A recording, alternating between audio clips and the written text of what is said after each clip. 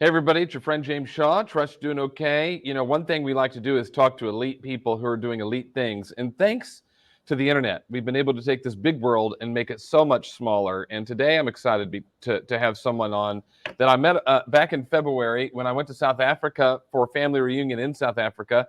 Kim, good morning for me. Good afternoon for you. How are you?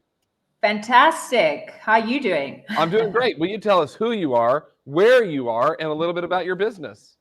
Okay, so I'm Kim Williams. I'm from Johannesburg, South Africa. I've been with Keller Williams Explore for the last 2 years. I won Rookie of the Year last year in 2023. My business tripled in income in my second year. And I'm just absolutely loving the journey, love real estate, and love Keller Williams. And we love you. And people, you say they ask in South Africa if you're the Williams of Keller Williams. And I think you're telling them you wish you were. You aren't, obviously, but we're Yes. excited to chat with you. I enjoyed being at Family Reunion for your region and meeting hundreds of people from South Africa and just had a wonderful time while I was there. But I was intrigued by you because when you were honored for Rookie of the Year, well, a couple of things I noticed. They do an award ceremony like they do at our family reunion, and they do various awards, and all these people went up. And at your family reunion, you get to say a little something after you've won. And everyone was saying stuff. I saw you walk up there to get that award, and you had written a speech. Like it's like mentally you knew you were winning. Yes. Tell me I knew about I was that. going to win. So, I set the goal at the beginning of 2023. I said I'm going to win Rookie of the Year. We kind of knew what figures I had to hit, and I just pushed. I worked hard. I did weekends. You know what I mean? I just went for it. My first family reunion was in 2022, and I saw all these people going up on stage and winning awards, and I thought, you know what? I really want to be up there. I want to be acknowledged. I want to set a goal for myself. And we kind of 90% knew I was going to win because we were looking at the Yes Awards every month and kind of looking at the other few people that were, in the category with me. And I featured a lot more on the Yes Awards pretty much every month. And so I went there, I prepared that speech, I visualized it, and I was so excited to get it. Oh, it was cool to watch you walk up there and get it. And tell everybody how many homes you sold in 2023. In 2023, I sold 50. 50 homes, which we've done the math. And that 50 units. 50 units, which no, sorry, 63. Sorry, 63. 63 units. Okay. Yes. 63 units, which is more than a house a week in South Africa for you, is the equivalent of something like 500 to 600 units in the United States. When you look at, there's only about 300,000 transactions all year in your country. So to be able to do over 60 of them is huge. So I just want people to have that perspective. It's a big deal. Yeah. It is. Your journey has not been an easy one, and it required a lot of just mental strength to be able to pull this off. Tell us a little bit about your journey. So I'd always been an entrepreneur. I hated having a boss. I hated being told what to do. So I'd always been an ambitious person, and I had a lot of labels put on me as a young child from, parental figures, from teachers. And, you kind of go out into the world, and when you've been given those kind of negative reinforcements, those negative labels, it tends to weigh on you. And I really had to, through years of just doing a lot of internal work, therapy, reading books, self-help books. So, I kind of had to do a lot of kind of building myself up, if that were the word, block one, block two, kind of building myself up, because, my start in life had not been easy at all, and grew up kind of in quite a dysfunctional home, and, went out into the world kind of to forge my own path, and I had quite a few, failures in terms of the businesses that I tried. I'd had a beauty salon, I had a nail salon, I tried to sell Amway, you name it. I kind of would, I was very good at starting things, but seeing them through was kind of where I would fall off, because I would get excited about something that it wouldn't really go the way I wanted, and then I'd move on to the next thing, and then it was the next thing and the next thing. And my mom was a real estate agent, and I grew up sitting in show houses, so open hours, open homes. And, she always said to me, you should get into real estate. And it was something that I thought, no, not a chance. I never want to be in real estate. She'd seen all different kinds of markets during her tenure. And through COVID, I had to get into real estate. I really had no choice because I was in entertainment at the time. And obviously the eventing business completely, just vanished overnight. And we started selling houses. And then I heard about Keller Williams, and I decided to join Keller Williams. And it wasn't an easy start. I really thought I wasn't going to be able to make it as an agent on my own. And I really had to dig quite deep, and look at myself, look at my results, and build myself up. That first month at Ignite, I think no one would have noticed that I really was going through a hard time, and I had to really dig deep. You were 42 and going through some really tough stuff. In fact, you moved back in with your mom. Yes. Talk about what that's like to be in your early 40s and know that it sounds like you're at the rock bottom of the rock bottom. Things got really tough. Yeah, my personal life had imploded. A relationship had ended, quite abruptly. And I had no money. And I really, it was rock bottom. I had to move back in with my mom. And, I kind of would have these moments looking at myself going, is this my life? Is this where I'm at after everything I've been through? And I was terrified if I was going to make it as an agent, because we know that being an agent, a successful agent, many people come into this business and they leave. And I just thought to myself, am I going to have another failure? This is like do or die at this stage. And, I just had to persevere. I really had to persevere. And there was so much fear, doubt. Can I do this? Can't I do this? And I just pushed. I just pushed and pushed and pushed. And there were many tears at night. And I had to put that brave face on the next day. How does one go from this fear, discouragement, sadness, disappointment, frustration into getting into action? Because I think there's a lot of people that are going to watch this that will connect with you. They'll resonate with what you're saying. They've had big time challenges in their life too. And yet so many people get stuck. They just can't seem to take that first step. I'm sure there were times you felt stuck. Did you ever feel stuck? Totally. So there were definitely times where I was just like, I would feel paralyzed with fear, like literally physically paralyzed with fear. And I would have this like to-do list, and I would be so overwhelmed that I felt like I couldn't even do anything. Yeah. And I just kept on saying to myself, be bold and be brave. And I would just, say, okay, just do one thing today. Just do one thing. Pick up the phone and speak to one person.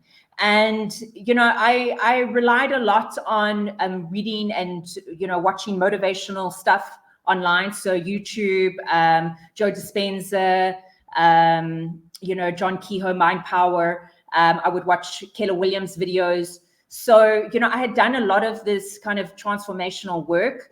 And I knew that, like, if I just got my mind right, if I really just started to say, you know what, it's like one foot in front of the other. And I also just reminded myself, this is a numbers game. And the more people I speak to, the more homes I list, the more activity is going to happen, the more results are going to happen. Yeah. And so I just really had to just dig deep. I mean, I can't even explain it in any other way. It's like do or die. You have to do it, because I just thought to myself, it's now or never. Yep. And if I don't do this now, like no one else is coming to save me. It's all on me. Yeah. And if I don't back myself, no one else will. It is up to you at that point. So in fact, it's up to us all the time. No one is going to save us ever. No. It's up to us to do the right things. I'm curious about how you were able to come from this really tough stuff into going, all right, I got to take care of my mindset. Have you always been that way? Was that something you just made a decision to do? How important is that step, and how did you make it? So I think I've always been very tenacious. I just always had this spirit inside of me where it was kind of like, I had a lot of people that didn't believe in me. And there was this like energy of like, screw you, I'm going to show you what I'm worth, and I used that like negativity, that like anger, that like frustration, with myself, and just like, I cannot believe this is where I am right now in my life. And I would use that like rage to just like use it for action, just like, okay, today I'm going to go to the office, I'm going to show everyone what I'm made of. And I just would go, and you do one deal, you do one rental, and then it's like you get a little bit more confidence. And every day I would just like constantly be building on that confidence. And yes, I made lots of mistakes. Yes, I had really bad days where I just would stay at home, but I was always really good at getting my mind right. When I set my mind to something, I was like, that's it, I'm going for it, whether it be a diet, whether it be something for work. If I was going to start a business out of literally nothing with no money, I would just be like, okay, this is it, I'm going to do it. And yeah, I just had to talk to myself every day and just remind myself, why am I doing this? You know what I mean? Like, I don't want to be living on my mom's couch at the age of 50, so yeah, and just having amazing, admin and management support from Keller Williams. What more can I say? Your environment's really important. Are you still living with your mom? No. Oh, good. Yeah. So, and she doesn't want you there either. And yet she's happy to help you when you needed the help. Yes. And I think that's part of it too, is that when things get tough, we have to be willing to ask for help, which you did. Totally. And then you have to be willing to take the steps. Now, I imagine that you've learned a lot, because in your second year in the business, 63 units, you probably figured out some stuff about what it means to run a successful business. What are some things that you learned? So I think one of the biggest things is action begets results. So if you're not going to pick up the phone and, don't try to shoot the lights out on the first day, the first week, even if you only speak to 5 people, you speak to 5 people. So it was just consistently every day arriving at the office, treating it this as a job, there consistently every day. So yeah, action is going to yield results. And I just watched a lot of like clips on, how to close, so I was constantly trying to elevate my skill set. I'm really good on the phone. I know how to talk to people. I know how to disarm people.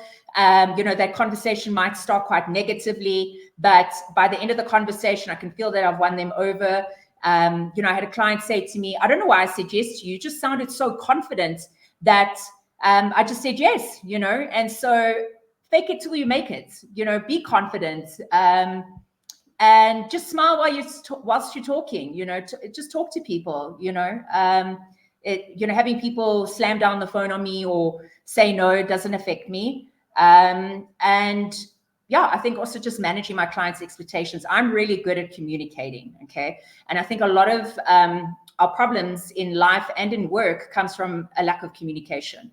And I think one of the biggest gripes that people have with real estate agents is that they don't answer their phone, they don't get back to you, they don't communicate, and you've got to walk people through that journey of buying or selling their house. And if you're in constant communication with them and delighting them, then they're going to sing your praises, because usually an agent lists a home and then they never hear from them. Yeah. And of course, where you are, and this is how it is in most of the world, while most of the people watching live in the United States, which is you take a listing and you're the only agent who takes the listing and other people bring buyers to it. Yeah. In South Africa and just about everywhere else in the world, the homeowner can list with as many agents as they want, and it becomes a race to sell the home. Yes. Some of you will take an exclusive listing, but that's not super common. So a lot of people take these listings that have multiple agents. So it is a race. So your communication with that seller is really important. Yeah. What are some top communication tips that you'd want to share with people watching? So what I always do is I make sure that I give them feedback every week. So every Friday, even if there's been absolutely no activity on the listing, I contact them, I get in touch with them.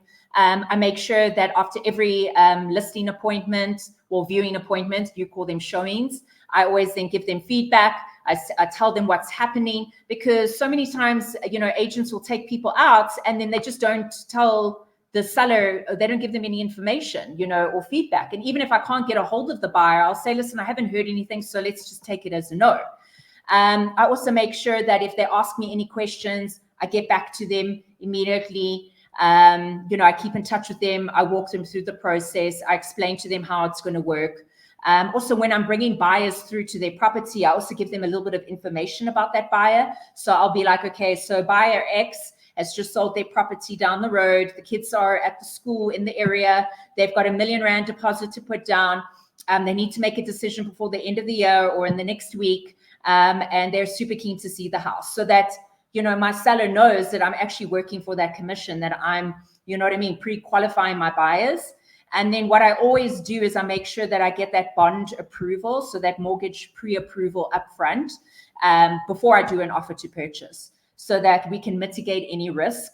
So it's just constant communication, keeping in touch with them. And if they have a question, you just get back to them as soon as possible. That's great. Okay, I want to go back to something you said earlier as we wrap up, and that was you admitted to being a constant starter. You would always start stuff and not see it through. You seem to have, moved to a space where you're seeing things through and it's paying off. What would your advice be to someone else who says they're a chronic starter and a never finisher? Yeah.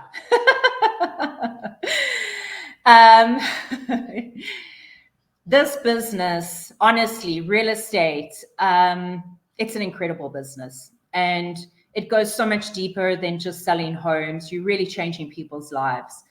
And, I think if it's easy to start something, because we see so many people enter the industry and then like 80% of them leave, within the first 3 months. I think first of all, you've got to find what is your why. Like, why are you doing this? Do you want financial freedom? Is it to buy a house? Is it to, help your family? Is it to settle debts? What is it? Because if you have a big why, and you really see this through, you can honestly change your life. I mean, my whole life has transformed in the last 2 years. I'm not the same person I was when I started this business. My confidence has gone through the roof. I love what I do. My family, everyone is just so impressed. And, anyone can do it. I would look at other agents and I go, well, if they can do it, I can do it. And you've just got to see it through. You've got to give yourself 1.5 years at least. Okay. Big, borrow, steal, get money, take a loan to carry yourself. But you've got to give this business 1.5 years before I think you really start to see results. Well, you've seen results. It's worked for you. What is the final piece of advice that you'd want to share with someone who feels like they're behind the game, they're struggling a bit, they're in a tough time? What's the final piece of advice you'd want to share with them, Kim? We're all having a tough time in some way or another. We're all having our challenges, and you've got to back yourself. No one's coming to save you. You've got to really just say to yourself, you know what? I want to change my life. I want to change other people's lives. I want to earn some real money. Selling properties, you can make an absolute obscene amount of money, and you can have fun doing it, and you can still live a normal life and go on holidays and take time off and, hire people, empower them, grow and inspire other people. Just look at the agents in your area that are doing well and just remind yourself, if they can do it, you can do it. Oh, that's great advice. We're proud of you. It was a pleasure meeting you. Congratulations on being Rookie of the Year for Keller Williams in South Africa. I hope to see you sometime soon. And thank you so much for joining us today. Be well. Yeah, you too. Thanks, James.